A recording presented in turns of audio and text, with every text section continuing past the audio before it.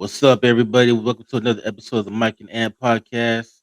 I am Ant, and I'm with my co-host Mike. What's going on? What's going on, my brother? Ready to, dive in. Things look like an easy prediction week for me, for you as well. We'll see. I was 5-1 last week. He was 4-2. Yeah. See how we do this week, and we'll kick things off with the first game of the second round of the playoffs. We got the Buffalo Bills at the Denver Broncos. The Broncos are the number one seed. They are 1.5 point favorites. Question for Buffalo is they have a lot of injuries. Their receiving core is pretty much depleted. They had another injury last week with losing Gabe Davis, Yeah. and then for Denver, it's can their offense score enough points? They have the top three defense, but their offense has been sketchy all season long. But they still have the number one seed. But what's your thoughts on this game? Bills Broncos. Broncos 1.5 point favorite. This is gonna be come down to the Broncos defense against Josh Allen. He's basically a one-man wrecking crew, unless James Cook does more than what he did last week, because he didn't really do anything last week. I But don't do anything against this Broncos defense either. yeah, I'm gonna tell you like this: I don't see James Cook going crazy. I don't see Josh Allen going crazy. With that being said, I got a Broncos winning 27-23. Yeah, I'm gonna take Denver only because they're at home. But I That's will yeah. say it would not surprise me if Buffalo pulls up the upset. Yeah, it's this game could go either way. I just think what it comes down to is this is a top two defense, right? Right. Josh Allen, I don't think has enough to beat a top two defense, and the Bills defense is so bad that I think the Broncos will be able to score this game. So that's what I think the problem would be. Well, top three, Seattle and Houston are 1 and 2.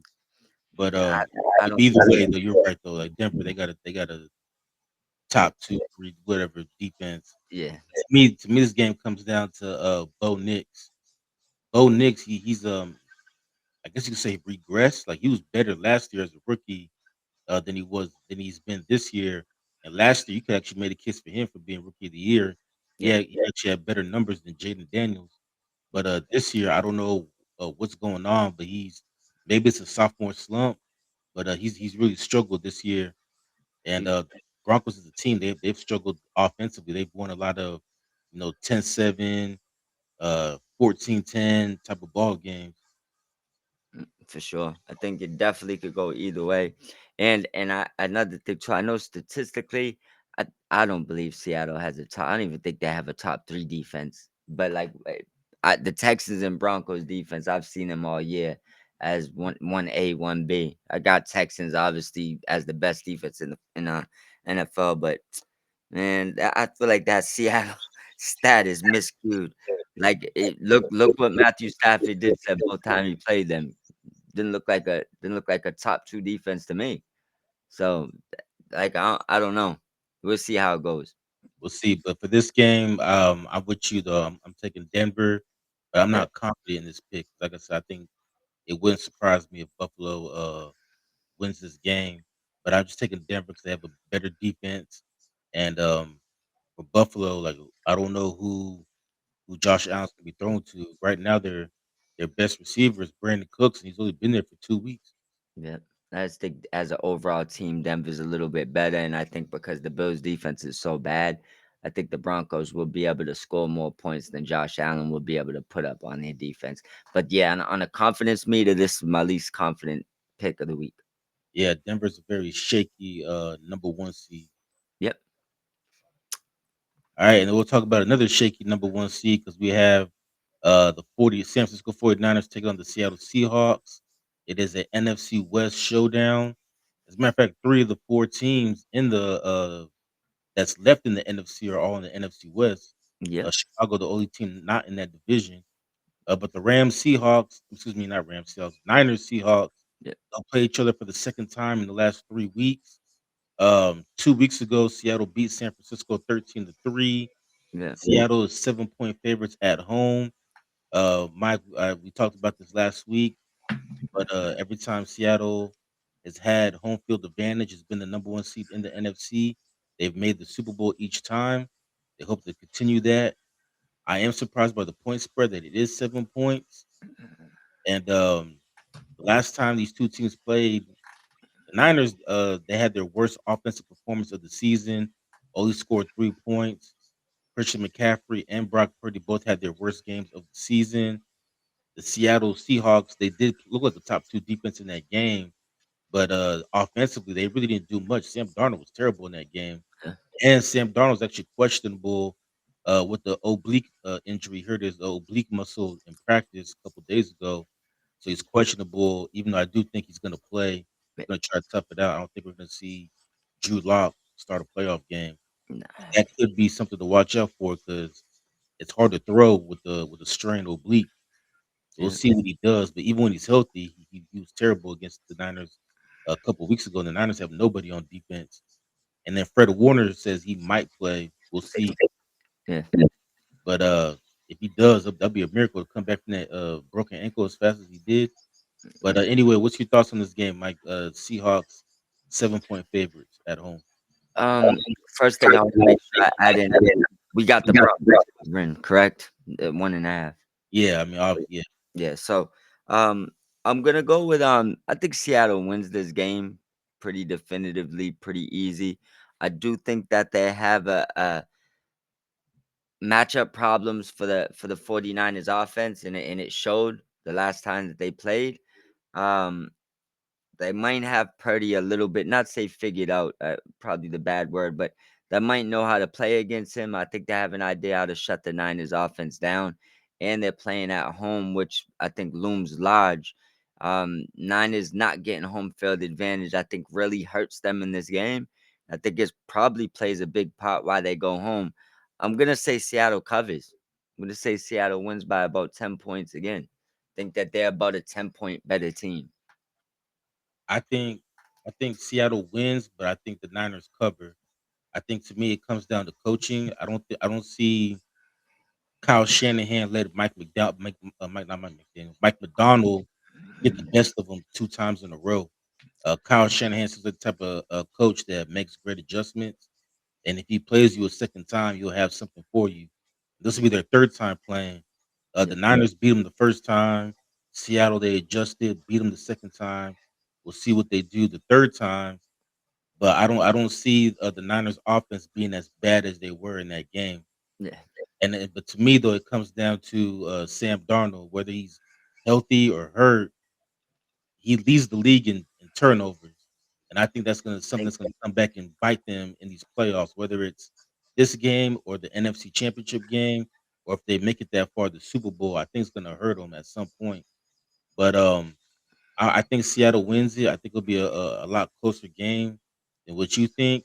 But for me, I think for the Niners, it's at some point these injuries got to keep catch up to them. You can't just keep losing guys and keep finding ways to win. I think it's gonna catch up to them. I think this is the week that it catches up to them. But I see it being more like maybe like a 17-13 or 20-17 type of game. I think this game goes a little bit more high scoring, but I'll give you two predictions. I think that Donald being a little bangs up actually works out worse for the 49ers because I think that they ground and pound them to death. Think this could be a big game for Kenneth Walker, big game probably for Charbonnet, which looms bad for the Niners defense. I don't think Donald's gonna have to do much this game. That's the first part of my prediction. The second part is I think Purdy gives him a free one. He's liable to give you at least one. Think he's gonna give him a free one. So pick six, fumble in his own red zone, something like that. And I think that's what probably puts it over the spread. But I would say for most of this game, I think it's gonna be pretty back and forth. I just think that at the end, Seattle's a little bit too much for them right now. Yeah, I think Seattle's the better team, so I agree. But I just don't see them covering. I think the Niners will cover. Yeah. But as Marshawn Lynch called them, Ginger Cuz and the young niggas will pull this off. Well, let's see how it goes, man. Good to see him talking now. He figured it out. Yeah, for a person that didn't want to talk when he was playing, you see this nigga on TV all the time now. Yeah, he actually got a good personality. I don't know why he hit it. He just always looked angry in the NFL. I'm just here because they told me to be here, cuz. Yeah, I'm just here so I won't get fined. Go ahead. All right, so we'll move on to Sunday's games. So the Yeah, first game on Sunday, we have the Houston Texans at the New England Patriots. The Patriots are 3-point favorites at home. Houston has the number one defense in the NFL. But the problem for Houston is offensively. CJ Stroud has not looked good. He did not play good at all on Monday night. yeah, But overall, this season, he has not played well.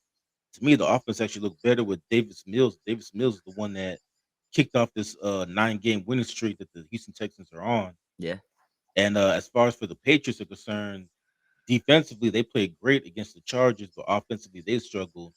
But I just think that if CJ Stroud fumbles the ball 5 times like he did against Pittsburgh, this game could get ugly. I don't care how good your defense is. yeah, I think New England can capitalize off those turnovers the way Pittsburgh couldn't. yeah, CJ Stroud has to play better, and Drake May definitely has to play better because as we saw, this Houston Texans defense, if you give them an opportunity, they will score on you. yeah, They might score more points in their offense like they did on Monday night. So Drake May has to play better as well.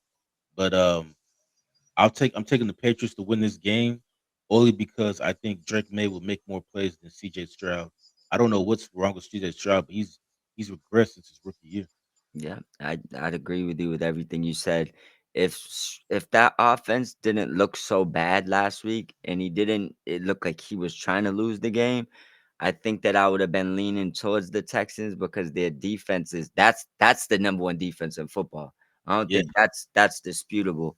Um, with that being said, he's gonna do the same type of stuff, and the Patriots are gonna score. Like you said, this game could get ugly, but I definitely got the Patriots covering for sure. yeah, I got the Patriots covered too. They're favored by 3. I will say though, for Houston to if CJ Stroud continues to play the way he's been playing, Houston they're gonna have to like turn themselves into like the 2000 Ravens and Yeah, try to win in spite of their offense. yeah, I think if he just doesn't turn the ball over, if the Texans can play mistake free football, they have a real good chance to win this game. But I don't believe they can. If I'm DeMarco Ryan, Yeah, I'm turning CJ Stroud into a game manager. We're gonna run the football, play great defense, and we're gonna be comfortable winning 16-3 or 13-10 or whatever. at least for the rest of this season. You Yeah, know, so yeah, I totally agree with you on that. But the Patriots look like they're ready to get past this game. Um, the AFC Championship game, I think no matter what happens in the other game, I think we'll have the Patriots in it. yeah, I could. I think we will obviously both agree. I think it's gonna be, Pats Broncos. They've been the 2 best teams in the AFC all year long, so I think they've been on the collision course to play each other in the AFC Championship game. And I Yeah, think that's the matchup we're gonna get. yeah, I believe so as well. And then last but not least, we have the LA Rams at the Chicago Bears. And for the second week in a row, the Bears are home underdogs. The Rams are 4-point favorites in this game, despite the fact that they're a West Coast team traveling to Chicago. The temperature is supposed to be 13 degrees on Sunday night. So we'll see how that is. Plus, Matthew Stafford is dealing with a finger injury. So we'll see how that affects him. It's playing in that cold weather, it's gonna be hard for that finger to kind of warm up, and it could get stiff on them. But the deuce of this game though has been Ben Johnson. As we know, Ben Johnson's been beefing with Matt LaFleur all season. Yeah. Yeah, this Ben Johnson figured, well, since Sean McVay is your boy, he can get it too. So he beefed with all of them. Yep. Hey, McFleur, just anybody associated with Matt LaFleur, they can get the smoke according to Ben Johnson. And Sean McVay had Matt LaFleur's back because he said he didn't like the fact that Ben Johnson was calling him all types of motherfuckers and shit. So we'll see how if this beef Look, escalates during this game. this is what we needed as Rams fans is McVay to go in there angry because sometimes he sits on his hands. And I don't know if before we even predict the game, I don't know if anybody read between the lines of what happened last week. And I'm gonna go on a limb and say that McVay was calling a shit game in the playoffs. He was calling a terrible game. That last drive, Stafford changed his plays 2, 3 times. That's why he was going up to the line yelling. He was changing everything. S- McVay didn't call the right plays to do that game-winning drive. Stafford audibled his shit a bunch of times, and if you watch both their interviews after the game, McVay even said it. Stafford was changing things. Thank the Lord he was, because sometimes McVay don't be in his bag. But I'm happy he's coming into this game mad with a chip on his shoulder because we know who has the better team and we know who the better coach is. Now he comes in with a reason to step on you, not take his foot off the gas. Do you what do you feel? How you feel about McVay calling Matt LaFleur for some notes on how to beat the Bears? Did we not know this was his best friend? Well, yeah, well, Like, obviously Ben no, Johnson we did we last knew week. we no we knew, but it's like when people are like, oh, the McVay tree's bullying Ben Johnson, they're ganging up on him. How about this? Did we not know they was best friends? Did we not know his brother's our offensive coordinator? Of course he called him. And then also another thing, they're boys. Since when do you not supposed to defend your friends? Doesn't mean that he cares about it when he's playing the Packers, but you not the Packers. We not playing the Packers. Right now we're talking about you disrespecting his friend. He did nothing wrong. Ben Johnson's an idiot to think that McVay wasn't gonna come with a hatchet for his head after he was acting crazy. You not like that. Stop it. And you ain't the reason why Detroit beat us neither. All right, and then my second question for you, as a Rams fan, is it concerning that Chris Shula, instead of focus on getting ready for the game, he had like job interviews. He interviewed for the Giants, interviewed for the Titans, interviewed for the Raiders.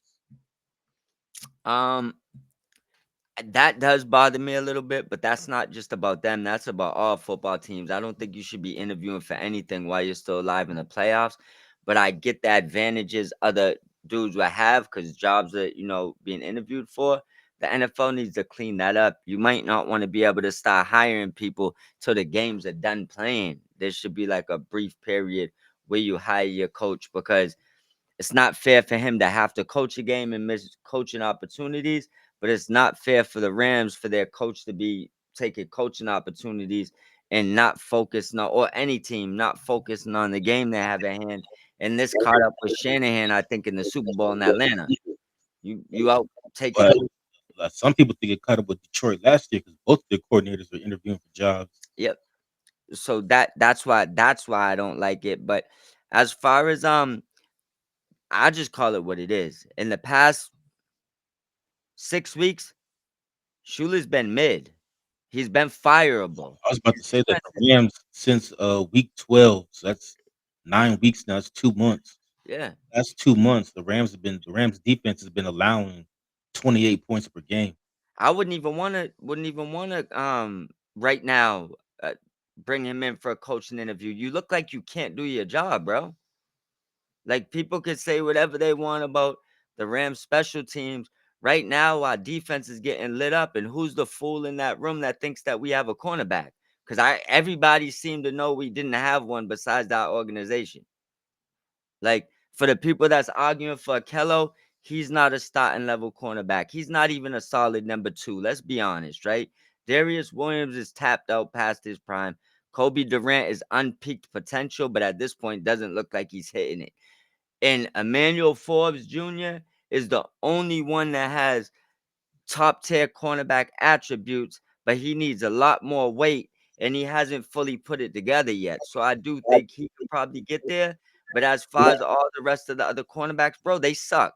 We have literally three cornerbacks on the field at all times that are fucking ass. It just is what it is. They're not starters. None of them. And we had the chance to make a move. Go I was ahead. about to say, no, what my bad. Sorry to cut you off. I was gonna say with Forbes though, like that's part of the reason why the Commanders got rid of him. Yeah. But the thing is this though. It's like before we didn't care about linebackers. When do we stop caring about cornerbacks? Like, bro, D lines and corners is arguably the most premier positions in that on that defense. That's why they get paid the most, right? We like I don't know how you look at this team and you like, all right, we're a Super Bowl contender, and you made no moves to get a cornerback at the deadline. You made none. And then even at that, not saying that it would have worked or he's played that great, but for the extra couple of dollars, you should have just paid it and brought back Ramsey. It was what it was because right now, if we don't win a Super Bowl, it's because our cornerbacks suck and they can't stop nobody. That's the problem. It just is what it is. Well, they got their hands full on Sunday because the Bears have legit three wide receiver ones on their team. Yep. And they have what causes the problem for the Rams is forget covering for the route. When the plays break down, all of our cornerbacks are out of position. So when a quarterback gets out of the pocket, stuff breaks down, bro. Listen, we're gonna have nobody in position. It's like they don't know what to do. They can't even cover the guys anyways. But when they have an extra 3 seconds, they're all free. Like dudes are letting people run behind them. They're like I've never been on a football field and watched the dude 30 yards behind me and never thought that the ball's probably gonna go there once the quarterback realizes it. But we'll just leave them. They're running all across the field everywhere open. So it's like, look, that's the one Achilles heel. With that being said, the Bears won't be able to score enough to win this game. If Stafford got to throw 7 touchdowns, he's going to throw 7 touchdowns. If it's a blizzard, if it's 14 degrees, if it's 9 degrees, none of this matters. Ben Johnson ain't ready for this situation. He doesn't know what he did when he poked a giant. McVay's coming for that neck. That's first thing. Pause. He's going to step on you. Second thing is you don't have the team. As bad as I said the Rams cornerbacks have been, they still have a good defense. Now let's go to the other side. The Bears are like a top 5 terrible defense. Rams are going to drop 40 on you. So if you think that you can let the Rams go up 21, 24, nothing, and you think you're going to come back this time when it's one of those ones where I believe McVay probably want to hang 50 on you. I don't think he's going to stop. So I'm going to just say this. This is the blowout of the week. Doesn't matter. Chicago, Japan, Mexico, Australia, Rams by at least 10 in this game. I I don't see that happening. I think this game's gonna be a lot closer. I think all the games are gonna be close this week, but I think this game's gonna be close.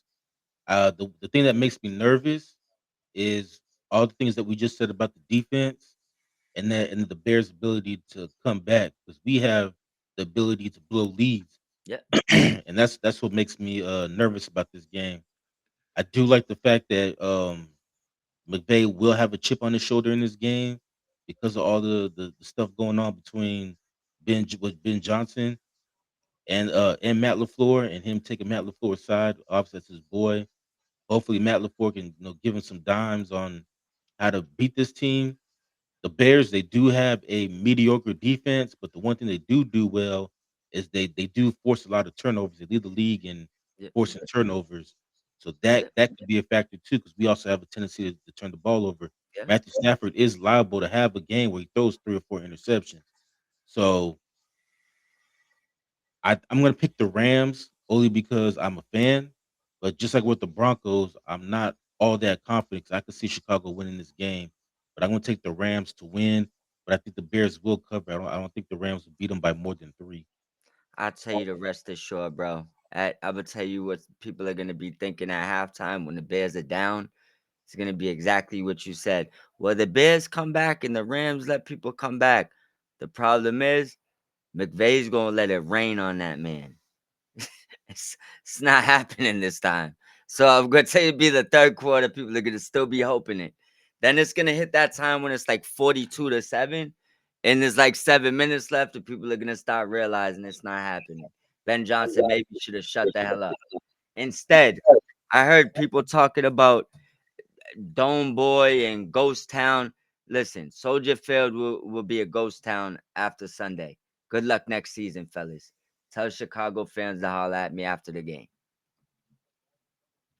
Betting a house on that. All right, we'll see. We both have the same matchup. We think it will be in the AFC. We got Pats Broncos in the Yep. AFC Championship game, and the NFC Championship game. We both got Rams Seahawks. Yep, and I think this is always what it was gonna be.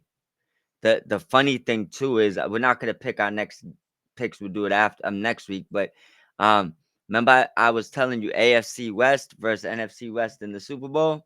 Yeah, I It looks like the NFC West already is closing their part this they week. got They 3 can teams yeah, already. So out of four. But I kind of seen that coming with them. Um, Obviously the Chargers and the Chiefs grossly underachieved this season. I think. But we'll see. We'll see if I still think that next week because I may or may not be changing that. That's all I'll say. well, and I would just want to shout out the 2024 draft class, the quarterback class. Oh yeah, They might be competing with the '83 quarterback class for maybe the best quarterback class ever. In '83, you had Elway, Blackledge, Kelly, Marine was Marino. Eason, Brian O'Brien, and Marino. Yeah, Out of Marino was those in that one. 6, yeah, out of those 6, Elway, Kelly, and Marino made the Hall of Fame. Tony Eason, he's not in the Hall of Fame, but he had an okay career. He Yeah, led the Pats to the Super Bowl. They got blown out by the Bears though in '85. yeah. And then 85 Bears, boy. yeah, and then O'Brien made like 3 or 4 Pro Bowls. The only bust in that was Blackledge. And then so far with 2024, we got Caleb Williams balling out. Um, Drake May balling. Bo Mix, he's not really balling, but he's in Yeah, the playoffs for the second year in a row. yeah, Saw what Jaden Daniels did last year when he was yeah, healthy. So far, there's questions about Michael Penix and JJ McCarthy. They gotta get this shit together. But yeah. these four, they look like they look like they're gonna be in the conversation I for a think hot minute. there's another one that was pretty good. I think it's the Josh Allen class. I think it's Josh, Lamar, Baker.